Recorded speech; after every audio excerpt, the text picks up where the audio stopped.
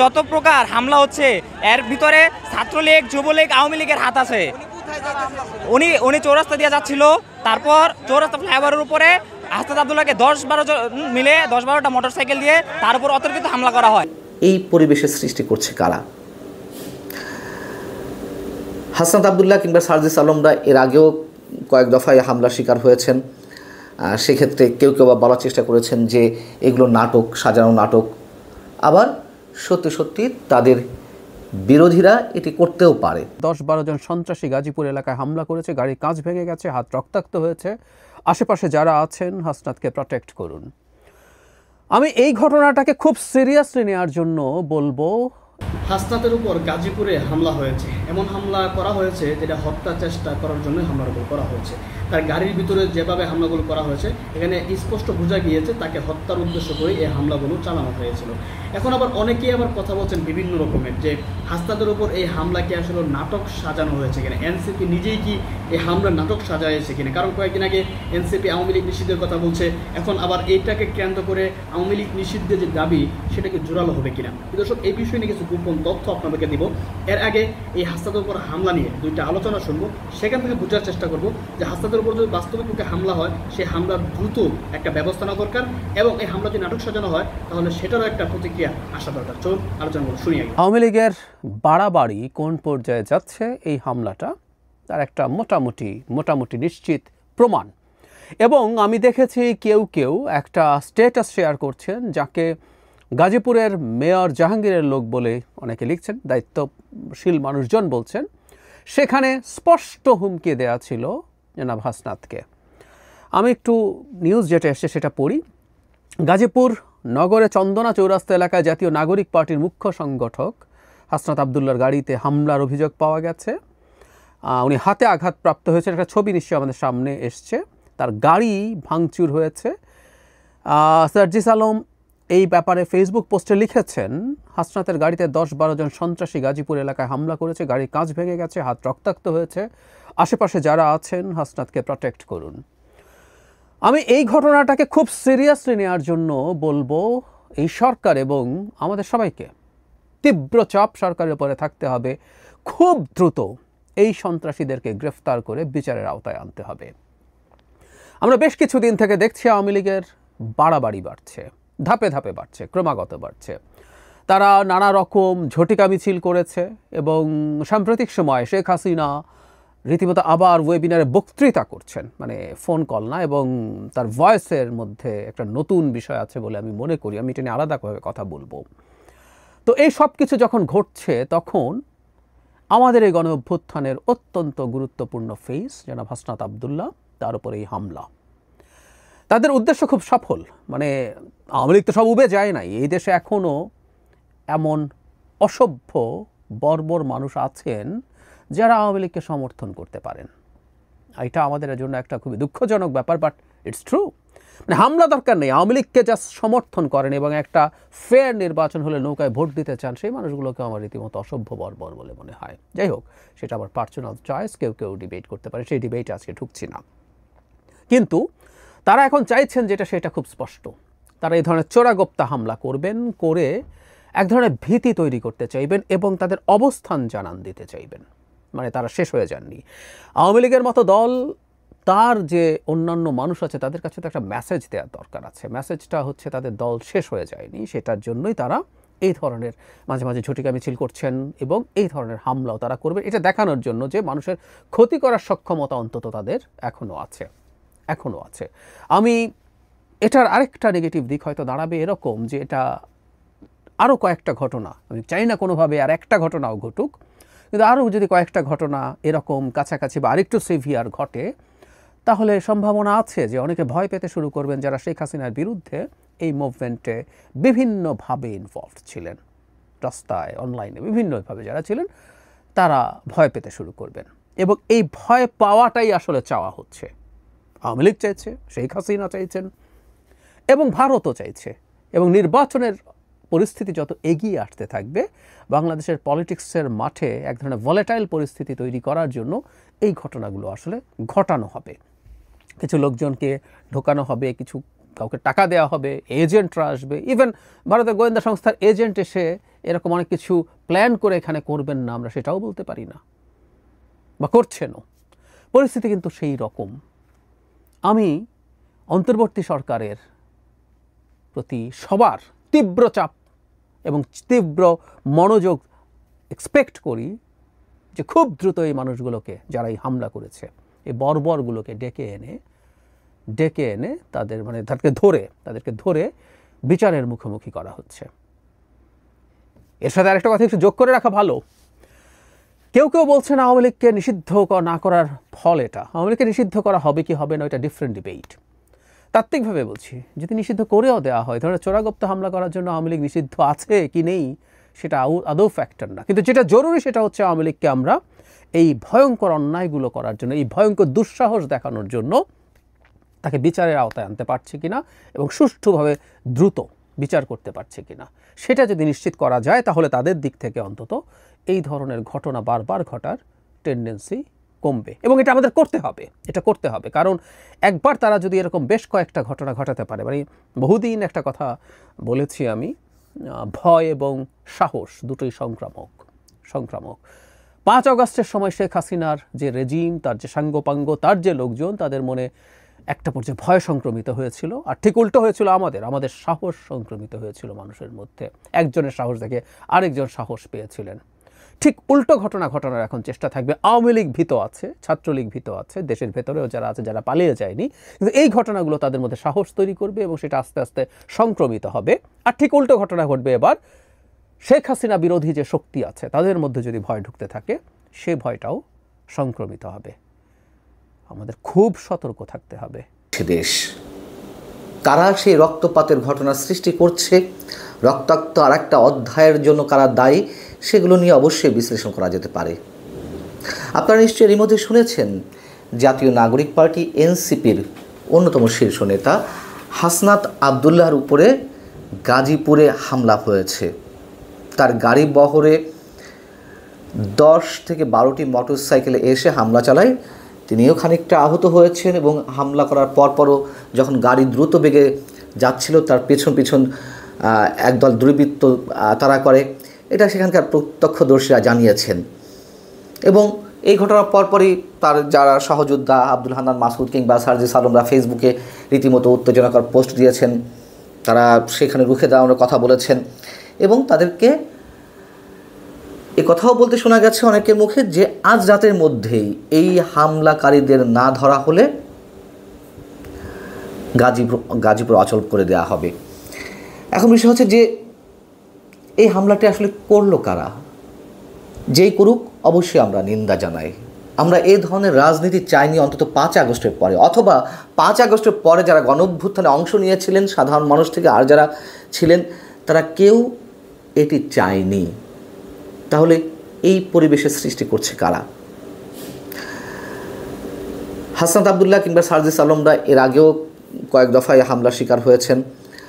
সেক্ষেত্রে কেউ বলার চেষ্টা করেছেন যে এগুলো নাটক, সাজানো নাটক।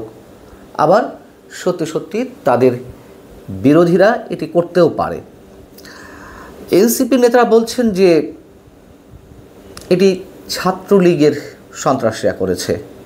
যেহেতু আওয়ামী লীগ নিষিদ্ধের বিষয়ে এখন এনসিপি বরাবরের মতন এবার আবারও জ্বলে উঠেছে, তারা যেভাবে হোক নিষিদ্ধ করবে, সেই জায়গার প্রতিহিংসা থেকে ছাত্রলীগ এটা করেছে।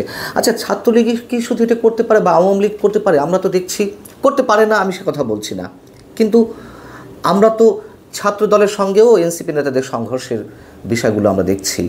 আমরা তো দেখলাম ঢাকা বিশ্ববিদ্যালয়ের যখন 7 কলেজ নিয়ে আন্দোলন চলছিল, সেই 7 কলেজের শিক্ষার্থীরা যখন ঢাকা বিশ্ববিদ্যালয়ে ডেমনস্ট্রেশন করছিল, তখনও সার্জিস আলমরা হামলার শিকার হয়েছেন।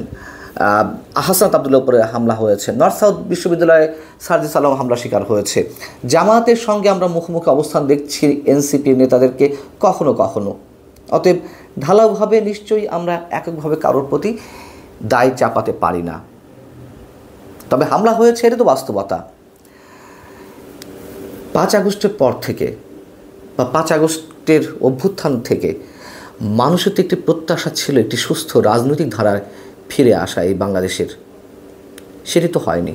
কেন হয়নি? কারা শুরু করছে?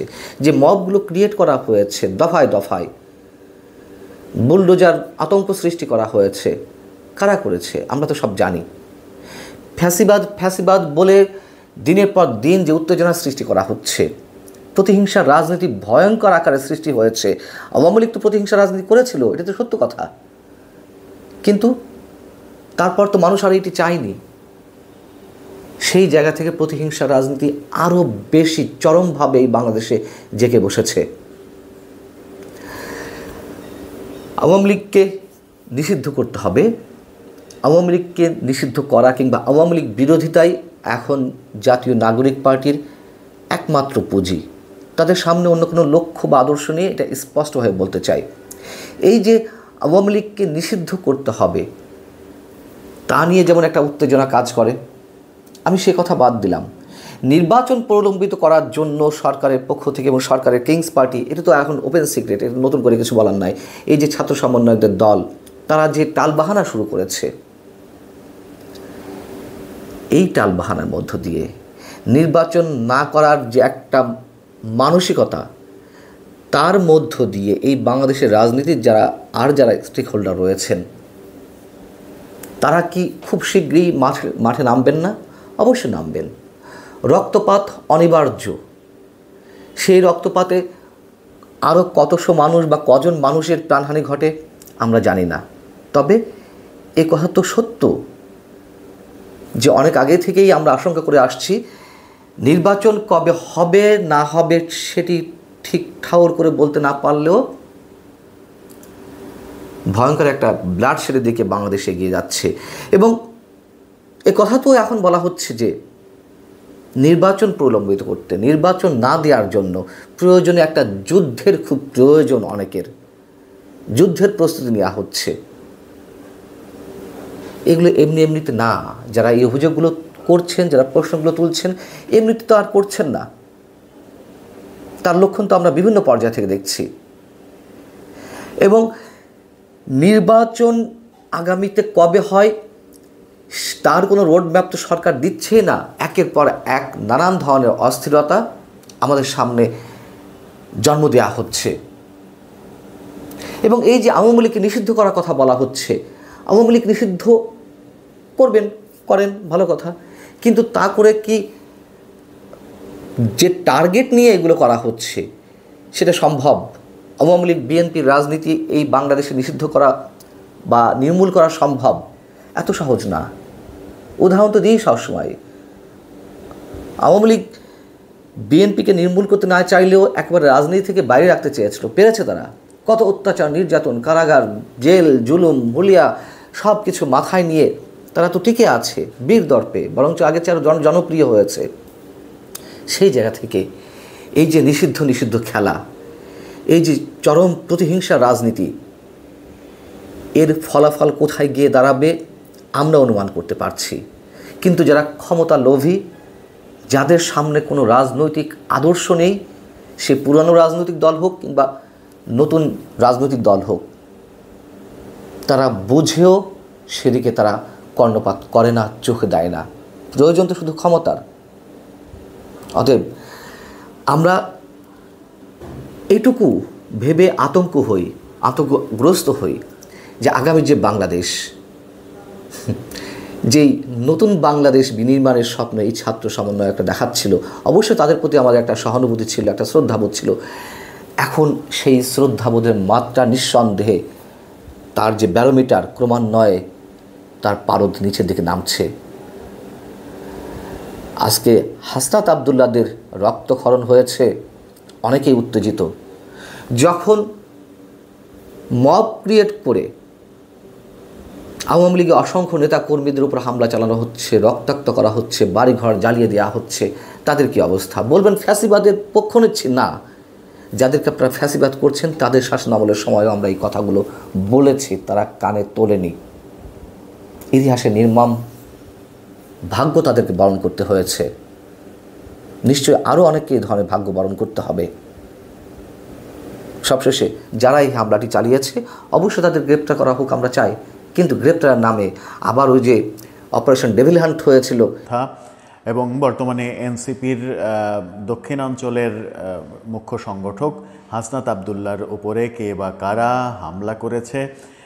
গাজীপুরে এই ঘটনাটা ঘটেছে, এই ঘটনা কেন ঘটলো, কারা এই কাজ করলো, কোন প্রেক্ষাপটে এই কাজ করলো সেটা এখনই হয়তো বলা সম্ভব নয়। তবে এটা নিয়ে যে উৎকণ্ঠা তৈরি হবে, বাংলাদেশের রাজনৈতিক পরিস্থিতি যে উত্তপ্ত হয়ে যাওয়ার একটা ইঙ্গিত এটা সেটা নিশ্চিত করেই বলা যায়। এই ধরনের অনাকাঙ্ক্ষিত ঘটনা আমরা কোনোভাবেই প্রত্যাশা করি না, কিন্তু অপ্রত্যাশিত অনেক কিছুই ঘটছে বাংলাদেশে এবং অপ্রত্যাশিত অনেক কিছু ঘটার পরেও বিভিন্ন মহলের চুপ থাকা আরও অনেক ঘটনা ঘটাবে বলেও আশঙ্কা করা যেতে পারে।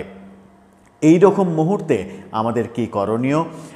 কেন হাসনাত আবদুল্লাহ আক্রান্ত হলেন, কিভাবে আক্রান্ত হলেন, কেন আক্রান্ত হলেন সেটা তো বলা সম্ভব নয়। তবে কিভাবে আক্রান্ত হলেন, কি ঘটলো, তাৎক্ষণিকভাবে তার নেতারা কি প্রতিক্রিয়া দিলেন সেই আলোচনাটা করার চেষ্টা করব এই ভিডিওতে। থাকবেন পলিটিক্স টিভির নিয়মিত আয়োজনে।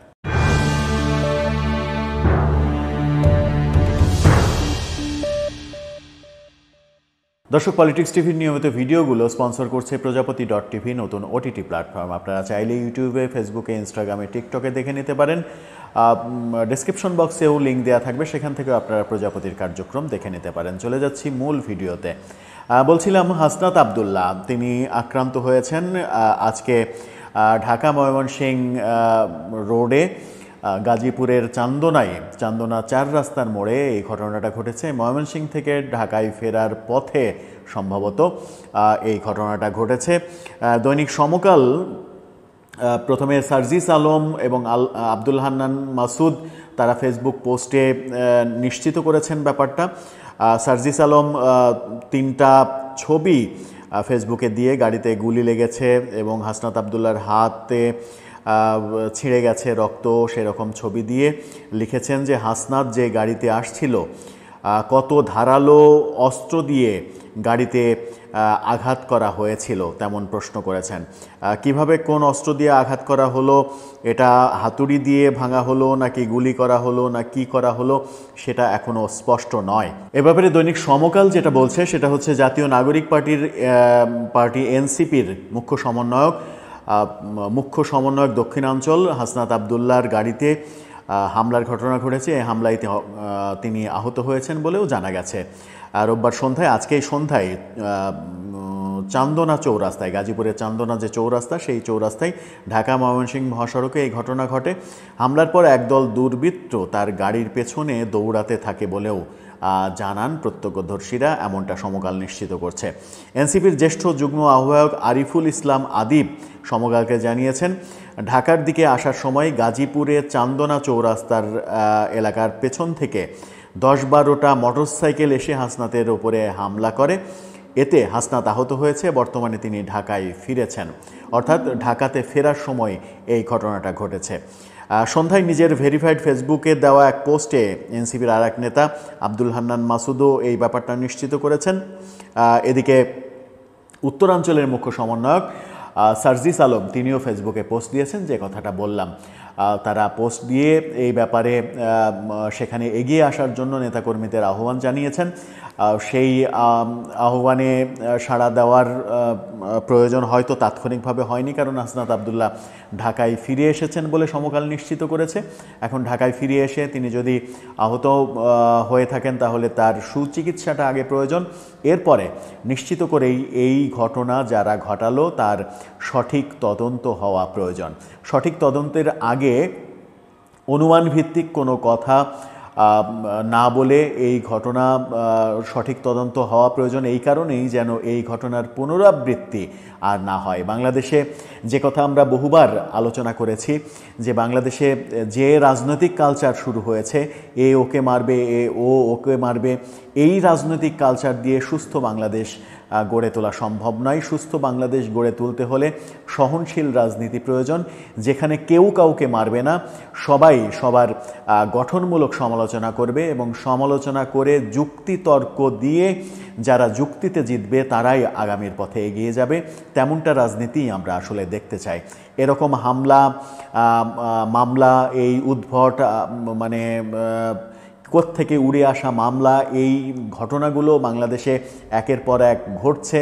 আমরা এর আগে বহু মবের ঘটনা ঘটেছে, আমরা বারবারই মবের বিরুদ্ধে কথা বলার চেষ্টা করেছি। মবকে পৃষ্ঠপোষকতা দিলে সেটা যে খুব ভালো কিছু হবে না, মবের পরে আবার মব হবে, মবের পরে আবার মব হবে, সেই কালচারটাকে আমরা নিরুৎসাহিত করার চেষ্টা করেছি। এখন যে আবার হামলার ঘটনা ঘটলো, এটা তার প্রতিপক্ষ ঘটালো নাকি কারা ঘটালো, এই প্রশ্নটা সামনে এসেই যাবে। এই প্রশ্ন যখন সামনে এসেই যাবে তখন পুলিশের কর্তব্য একটাই হবে যে সঠিক তদন্ত করে, এখন যেহেতু আধুনিক প্রযুক্তির মাধ্যমে সব কিছুই স্পষ্ট বলা যায়, সেই এলাকায় যদি সিসিটিভি ফুটেজ থাকে তাহলে কারা আক্রমণ করলো সেটা দেখা সম্ভব। আর যদি সিসিটিভি ফুটেজ নাও থাকে তাহলেও মোবাইল ট্র্যাক করে অন্তত বোঝা সম্ভব যে ঠিক নির্দিষ্ট ওই এলাকাটাতে কারা কারা কোন কোন মোবাইল ব্যবহার করেছে। আধুনিক প্রযুক্তি এখন আইনশৃঙ্খলা বাহিনীর হাতে যথেষ্ট রয়েছে, তারা খুবই সক্ষম এই ব্যাপারে সঠিক ফলাফলটা বের করতে। আশা করি সেটাই বের হবে। আমরা আমাদের প্ল্যাটফর্ম থেকে এই হামলার ঘটনার নিন্দা জানাই। এটা কোনোভাবেই কাম্য নয়। যে কারো বেলায় যদি এরকম ঘটনা ঘটে, তিনি যিনিই হোক না কেন, তিনি যদি একজন অপরাধীও হয় তাহলেও তার উপরে এরকম শুনেছেন, সুস্পষ্ট বুঝতে পেরেছেন এখানে আসলে নাটক সাজানোর মতো হয়েছে বলে আমাদের মনে হয় না, বা আমার মনে হয় না। এখানে তাকে হত্যা উদ্দেশ্য করে হামলাগুলো করা হয়েছে, যেভাবে হামলাগুলো হয়েছে। আর হাসান আব্দুল্লাহ গাজীপুরে হয়েছে, আর গাজীপুর আমরা জানি যে এটা কতটা একটা মানে সন্ত্রাসী কর্মকাণ্ড। 5 আগস্টের পরে কি অবস্থা। তো গাজীপুরে এই হামলা যে হয়েছে, এই হামলার পর কিন্তু মোটামুটি এই গাজীপুরে সারা বাংলাদেশে সহই কিন্তু এনসিপি নেতাকর্মী রাজপথে নেমেছেন। তারা হুঁশিয়ারি উচ্চারণ করেছেন যাতে করে 24 ঘন্টার মধ্যে হামলাকারীদেরকে গ্রেফতার করা হয়। আসলে এগুলো গ্রেফতার করা প্রয়োজন। এবং এই হাসনাত এবং সার্জিস এরা জুলাইয়ের স্পিরিট ধারণ করেছে, এদের উপর যদি হামলা হয় আমি মনে করি এটা জুলাইয়ের যে আন্দোলন অভ্যুত্থান, সে অভ্যুত্থানের উপর হামলা। কিন্তু দুঃখ এবং আশ্চর্যের বিষয়, এই হামলা নিয়ে বিএনপির নেতাবন্দীরা এখনও পর্যন্ত বেশি কিছু বলে নাই। যাই হোক দর্শক, যেই হামলার পেছনে জড়িত থাকুক, সাংবাদিক ইলিয়াস বলেছেন জামাত হোক, বিএনপি হোক, যেই হোক না কেন, এখন যে শুধু আওয়ামী লীগ হামলা করেছে বিষয়টা এটা বলে উড়িয়ে দেওয়া সম্ভব না। কারণ এখন সবার সাথেই হাসনাতদের দূরত্ব তৈরি হয়েছে, অনেকে এই হামলা করতে পারেন। তো যারাই এই হামলার পিছনে থাকবেন প্রত্যেককে আমরা মনে করি আইনের আওতায় দ্রুত বিচার করা দরকার এবং গাজীপুরে চিরুনি অভিযান চালানো দরকার যে এই সন্ত্রাসী কর্মকাণ্ডগুলো কারা নেতৃত্ব দিচ্ছে।